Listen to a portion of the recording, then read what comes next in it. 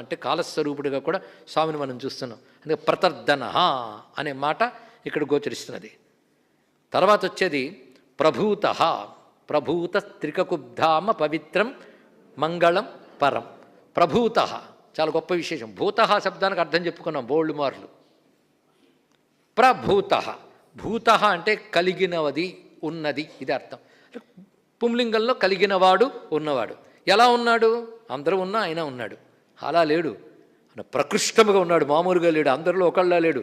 రాముడండి ఆ రోజుల్లో మానవులు ఉన్నారండి, మానవుల్లో ఒకడండి కాదండి, నరశార్ధులమైన తెలుసుకో ఇక్కడ. అలా భగవానుడు ఎలా ఉంటాడు అంటే ప్రకృష్టముగా ఉన్నవాడు అని అర్థం. ఇక్కడ ఎప్పుడూ ప్రకృష్టంగానే ఉంటాడు. అన్నీ గొప్ప ఆయన దగ్గర. ప్రకృష్టం అంటే సర్వోత్కృష్టం, అన్నీ గొప్పగా ఉన్నాయి ఆయన దగ్గర.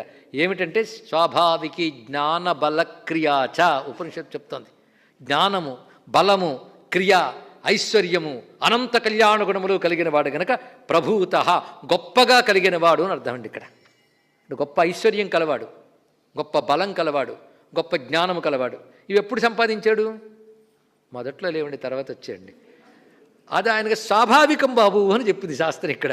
అందుకే పరాస్య శక్తి వివిధైవ శ్రూయతే స్వాభావికి జ్ఞానబల క్రియాచ. స్వభావసిద్ధంగానికి జ్ఞానము, బలము, క్రియ, ఐశ్వర్యములన్నీ ఉన్నాయి గనక నత్వధన్య కవితరో న మేధయా ధీరతరో అని వేదం చెప్పింది ఇక్కడ. నిన్ను మించిన కవి కానీ నిన్ను మించిన మేధావి కానీ లేడయ్యా.